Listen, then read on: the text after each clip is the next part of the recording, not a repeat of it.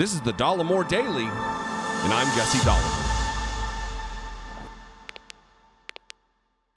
Before I get started, I want to address the obvious, which is, obviously, I have a new background. It is no longer the bookshelves against the wall. It is a printed vinyl thing that they stuck on the wall. They actually installed it today. Thanks to them. That is fantastic, the company that did it. And I want to thank you out there. If you are a channel member, if you are a Patreon supporter, first and foremost, thank you. It is your dedication, your passion, your loyalty, and your generosity that has allowed me not only to move to Washington, D.C., to be closer to the action, as it were, but also to grow the show in ways like this. And I cannot thank you enough and express, there's not words that I am skillful enough to navigate to thank you for everything you do. And a second thank you would be to the remainder of the audience, whether you give or not, because it is because of your viewership, your listenership, if you're a podcast audience member.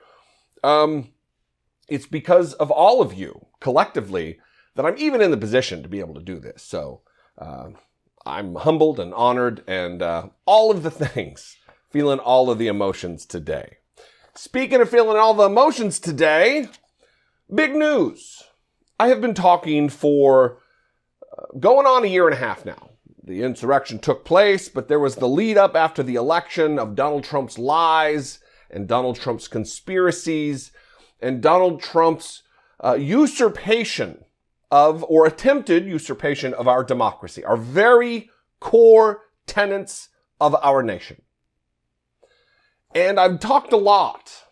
I've done a lot of talking about the fact that it is unfortunate that we're having to rely upon journalists and not lawyers and prosecutors and investigators within the framework of the federal government. We're having to rely upon writers of books to spill the details of what went on behind the scenes of Donald Trump's administration in the waning days of his power and the lead up to and the aftermath of the insurrection, the attempted overthrow of the United States government, and attempted overturning of a free and fair and settled American election. And no thanks to the Justice Department, because they have done nothing. Thank you, Merrick Garland, for your service, sir. We are now relying upon Congress and the House Select Committee to get things done. And it just was revealed yesterday by the New York Times. I'm going to read a bit from here. They are compiling a case, putting together a case that will likely be forwarded on to the Justice Department. What good that will do, we will see. But of criminality, of that Donald Trump likely, or possibly at the very least, entered into a conspiracy to interfere in a free and fair election, entered into a conspiracy, criminal conspiracy, to alter the outcome of a federal election, the one he was involved in. Here's the headline from the New York Times. January 6th committee lays out potential criminal charges against Trump. In a court filing, the panel said there was enough evidence to suggest that the former president might have engaged in a criminal conspiracy as he fought to remain in office. Now, look, I'm not a lawyer. I don't know a whole bunch about the law, but I served for over a year on a federal grand jury. Was involved in the indictment of Michael Avenatti, for one. Major cases came through our grand jury. So I do understand that certain charges carry with them federal time. Convictions for conspiracy isn't a small thing. It's a big deal. And it's made bigger when it is a president of the United States entering into a criminal conspiracy to overthrow the United States government and overturn an election. The House committee investigating the January 6th attack on the Capitol said on Wednesday that there was enough evidence to conclude that the former president, ex-president Donald Trump, and some of his allies might have conspired to commit fraud and obstruction by misleading Americans about the outcome of the 2020 election and attempting to overturn the results. In a court filing in a civil case in California, the committee's lawyers for the first time laid out their theory of a potential criminal case against the ex-president. They said they had accumulated evidence demonstrating that Mr. Trump, the conservative lawyer John Eastman, and other allies could potentially be charged with criminal violations, including obstructing an official proceeding of Congress and conspiracy to defraud the American people. The filing also said there was evidence that Mr. Trump's repeated lies that the election had been stolen amounted to common law fraud. I think that's a stretch.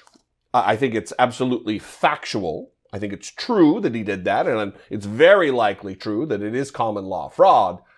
But that is small fish to fry compared to the other insurmountable crime, the immeasurable crimes that he committed against the United States and Americans. Because if you voted for Joe Biden, Donald Trump he entered into a conspiracy with his pals, his cohort of criminals, to strip you of your vote, to nullify your vote, effectively disenfranchising you. That is it.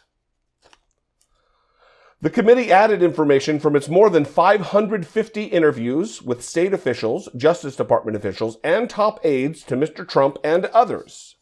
It said, for example, that Jason Miller, Mr. Trump's senior campaign advisor, had told the committee in a deposition that Mr. Trump had been told soon after Election Day by a campaign data expert, quote unquote, in pretty blunt terms, that he was going to lose, suggesting that Mr. Trump was well aware that his months of assertions about a stolen election were false. Mr. Trump subsequently said he disagreed with the data expert's analysis, Mr. Miller said, because he thought he could win in court. That's telling. He disagreed with the data analysis from the expert, not because he believed he was wrong, but because he believed he could win in court. He believed because he had placed 3 members on the Supreme Court, making it a 6-3 majority, he believed that they would disavow their oath to the Constitution, to disavow their oath and their obligation to the country and the American people, and just do what he wanted. Donald Trump, being who he is, thought that all of the cases, the dozens and dozens of cases, the 60 or more that were rejected out of hand in courts all across the country, he believed they would go his way. And why? Why, pray tell, would Donald Trump believe that? Well, it's likely because Donald Trump has gotten everything he wants his whole entire life, because he had a silver spoon rammed right up his ass from the time he was a baby. Because Donald Trump is a rich white man in America who got to call the shots. The evidence gathered by the committee, quote, provides at minimum a good faith basis for concluding that President Trump has violated, end quote, the obstruction count, the filing written by Douglas N. Letter, the general counsel of the House, said, adding, the Select Committee also has a good faith basis for concluding that the president and members of his campaign engaged in a criminal conspiracy to defraud the United States. That's a hefty charge that would not have been stated if it were not true. This isn't a political witch hunt like Donald Trump would have you believe. There are facts behind the statements. There are over 550 interviews that have been given. Testimony has been taken. Depositions have been conducted. That statement is not based on feelings or something out of the air. It is based on the testimony of hundreds of people. The filing said that a review of the materials may reveal that the president and members of his campaign engaged in common law fraud in connection with their efforts to overturn the 2020 election results. And of course, representatives of Mr. Trump did not respond for requests for comment. Because why would they? Listen, ultimately this is where I land on this, and I will end here. Do your job, Merrick Garland. Do your job. Weeks ago, the National Archives and Records Administration has requested a probe from the Justice Department into Donald Trump's handling of top secret materials that he carted off in some banker's box to Mar-a-Lago. Other federal entities within the executive branch are asking for your help, Attorney General Merrick Garland. There's been no news of a probe being launched. Something has to be done to send a message to Americans that the rule of law matters. That equal protection under the Constitution is equal protection. That if I commit the same exact crimes as Donald Trump, that I will be punished just like he should be. What do you think, though? I would love to know. Once again, am I overheated on the issue?